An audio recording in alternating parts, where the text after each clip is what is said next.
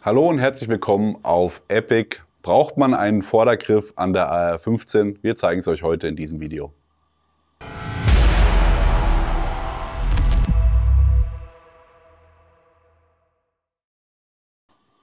Wir haben uns gedacht, wir machen für euch mal ein Video über das Portfolio von Hera Arms über die Vordergriffe, da der Max ja kürzlich die Vorderschäfte von Hera gemacht hat, passen dazu natürlich jetzt auch nochmal die Griffe.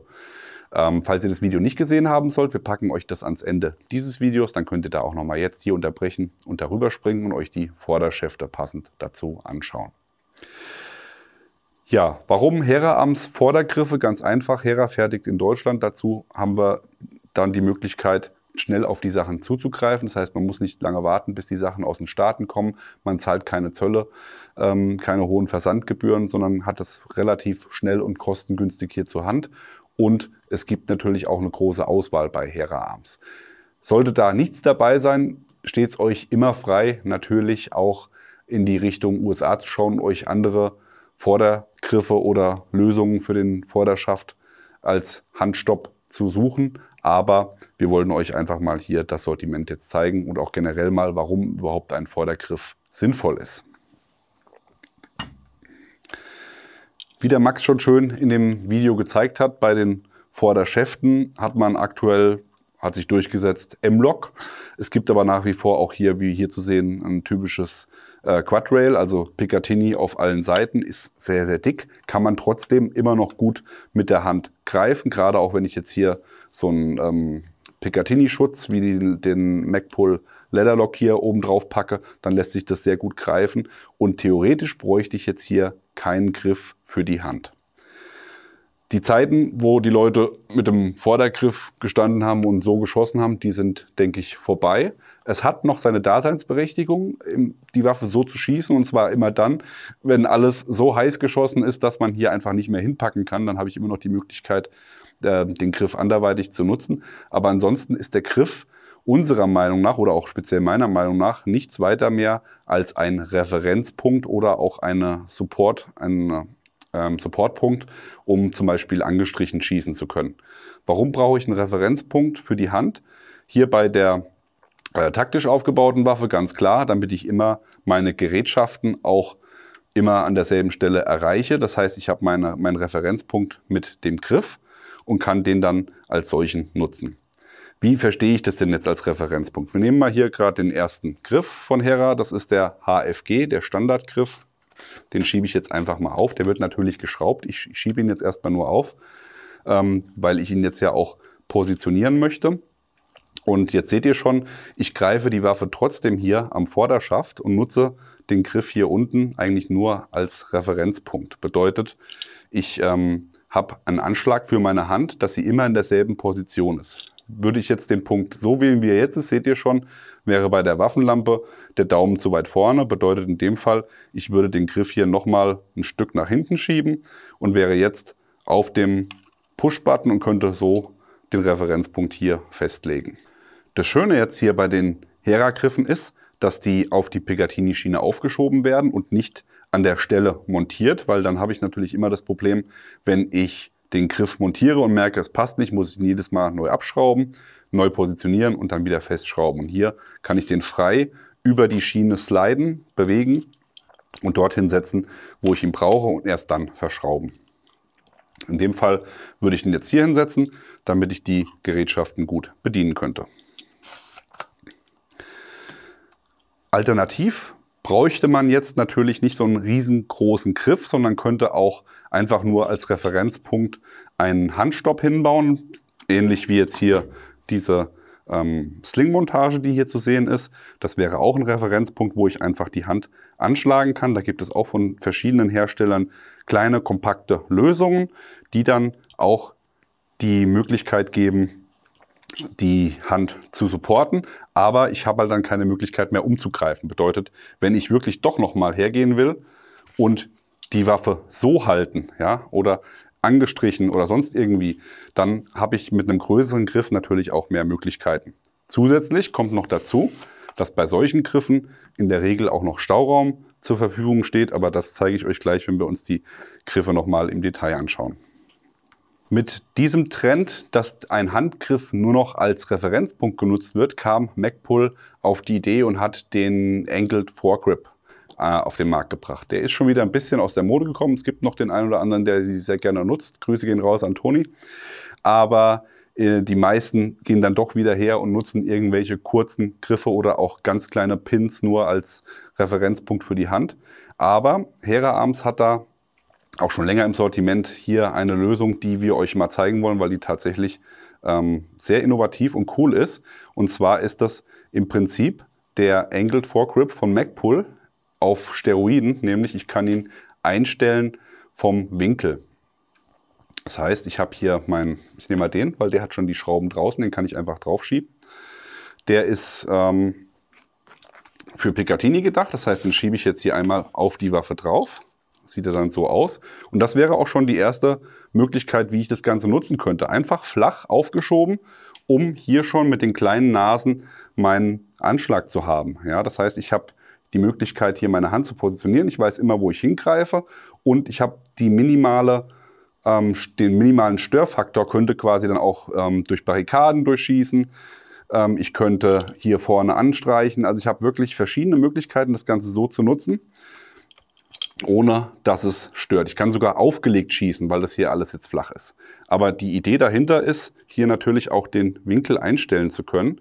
Bedeutet, ich kann das jetzt hier frei schieben. Das wäre jetzt die Maximaleinstellung für einen ganz steilen Winkel. Ich kann dann natürlich aber auch hergehen und das Ganze relativ flach anstreichen. Ja, also je nachdem, wie ihr den Winkel haben wollt, könnt ihr das hier einstellen und dann fixieren und festschrauben an der Picatinny-Schiene. Das Schöne hier ist auch, dass man das Ganze so nutzen kann, dass ich hier den vorderen Bereich als Referenzpunkt nutze. Das heißt, ich greife hier zum Beispiel dazwischen mit Zeigefinger und Mittelfinger und kann das Ganze auch so nutzen. Habe dann verschiedene Möglichkeiten, das Ganze zu greifen. Also von der Flexibilität ist das hier ein sehr, sehr cooler Vordergriff. Das ist der HFG A. Gut, dann gucken wir noch mal kurz über den HFG zurück. Das ist der Urgriff von Hera Arms. Das war der, den wir euch als erstes auch gezeigt haben. Der ist von der Größe her ideal, dass er in der Hand liegt. Nicht zu groß, nicht zu klein. Genau ein Zwischending eigentlich zwischen den typischen, in den 90ern modernen, ganz langen Griffen. Da gab es jetzt auch mal einen, wo ein Zweibein mit eingebaut war. Der wäre dann fast doppelt so lang gewesen. Die alten Tango Down Griffe waren auch noch mal gute 3-4 cm länger. Hier hinter mir sieht man den aktuellen Tango Down, den kurzen, und dann noch mal den BCM Frontgriff. Der ist auch noch mal ein kleines Stück kürzer. Also von daher hat man hier eine sehr gute Länge gewählt. Gibt es aktuell nur als Picatinny-Variante, wie bei Hera üblich bei den Polymerprodukten, einmal in Sand, in Oliv und in Schwarz verfügbar. Das gilt hier für alle Sachen, die wir euch heute zeigen. Als kleiner Hack für euch, wenn ihr einen Vorderschaft habt, der nur über über M-Lock verfügt, könnt ihr die Firma Kinetic Development Group euch mal anschauen. Die haben den Kinect entwickelt. Das ist ein Picatinny-Profil, gibt es in verschiedenen Längen. Hier ist die kürzeste Variante, also die wäre für den Griff hier tatsächlich ein bisschen zu kurz. Könnte man noch mal eine Nummer länger nehmen. Ich habe aber leider nur die hier da. Und die mache ich jetzt hier einfach an den Griff dran. Und habe ich dann eine Waffe mit nur M-Lock, kann ich hier hergehen und kann das Ganze dann einfach dran setzen und damit ist es dann fest. Einziger Nachteil natürlich, hat man immer, hat auch der Max schon gesagt bei den Vorderschäften, wenn ich eine M-Lock-Waffe habe und ein Picatinny-Modul anschraube, habe ich natürlich immer die Erhöhung durch den Adapter, wen das stört. Also da muss man das natürlich mit in Betracht ziehen. Aber vielleicht kommt ja da von Hera auch bald nochmal eine reine M-Lock-Lösung. Wir sind gespannt und freuen uns drauf. Dieses Kinect-Modul auf jeden Fall, das lässt sich hier dran klippen, wie ihr gesehen habt, und dann mit den zwei Nasen einfach wieder zusammendrücken und entfernen. Das heißt, ich kann da jederzeit hergehen und auch hier Blaster-Modus machen, wenn ich das möchte. Wäre auf jeden Fall auch eine Alternative für euch. Wir arbeiten hier übrigens mit Airsoft-Waffen, also da müsst ihr euch keine Sorgen wegen der Sicherheit machen. Der HFG hat noch eine Besonderheit, und zwar lässt er sich hier im unteren Bereich öffnen. Da ist eine Kappe, die man abnehmen kann, und dann habe ich hier Stauraum. Der ist relativ schmal, also eine CR123 Batterie bekommt man hier an den Schraubpunkten leider nicht vorbei. Allerdings sind hinter den Schraubpunkten, also hier in den Bereichen, wo die geriffelte Fläche ist, die für die Hände gedacht ist, hat man noch mal ein bisschen Platz. Bedeutet, man könnte zum Beispiel Batterien schräg reinsetzen und die fallen dann da rein. Also ich habe jetzt zwei AAA-Batterien hier drin und kann jetzt noch zusätzlich eine AA-Batterie dazu packen. Und damit habe ich dann das drin. Das Ganze funktioniert aber auch, wenn ich zum Beispiel dann mit zwei AA-Batterien arbeite.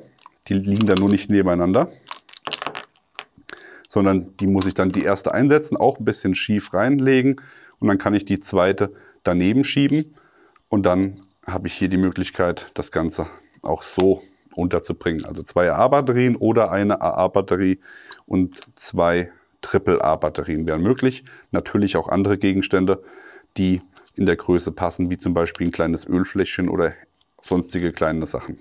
Ihr seht schon, die AA-Klemmlösung, da muss man ein bisschen gucken, dass man die auch wieder sauber rausbekommt. Wäre jetzt nicht meine präferierte Lösung. Aber, uiuiui, so, es geht. Okay, das wäre die Variante HFG. Es gibt aber auch noch den HFG-L von Hera Arms und das ist der L für Leather stehende Vordergriff. Hier seht ihr ihn.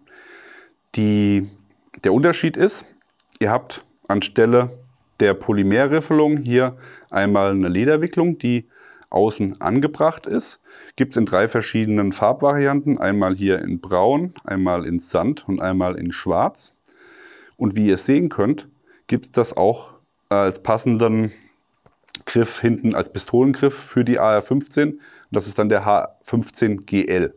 Das hat den Vorteil, durch diese Lederwicklung ist es hier immer sehr warm. Also gerade wenn ich auch draußen Outdoor schieße, habe ich hier eine sehr, sehr gute Griffigkeit und eine sehr, sehr gute Temperatur durch das Leder und natürlich auch nochmal ein bisschen einen einzigartigeren Look. Also das ist tatsächlich auch was wir sonst von keinem anderen Hersteller kennen, der das als Alternative bietet.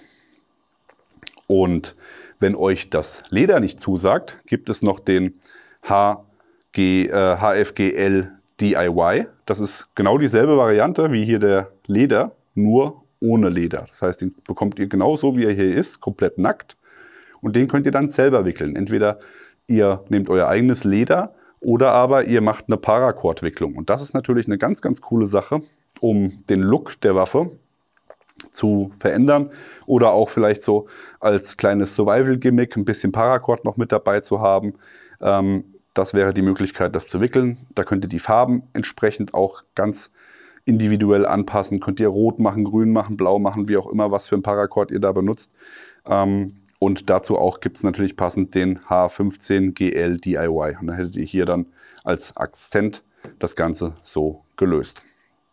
Sowohl der Leather als auch der DIY haben dasselbe Fach unten. Allerdings ist hier bei beiden, wie ihr sehen könnt, eine Schraubung.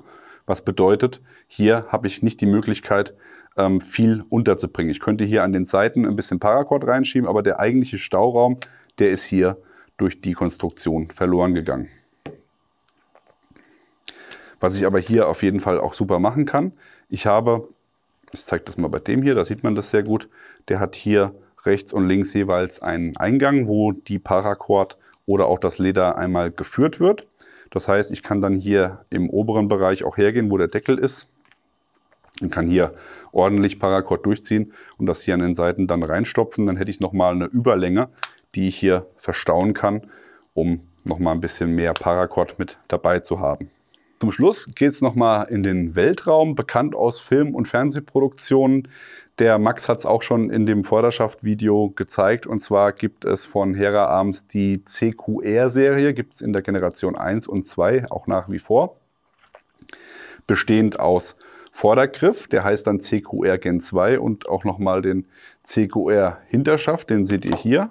Den lasst ihr euch auch nochmal vom Max erklären. Der hat das, glaube ich, ganz gut gezeigt, wie das hier funktioniert in dieser Kombination.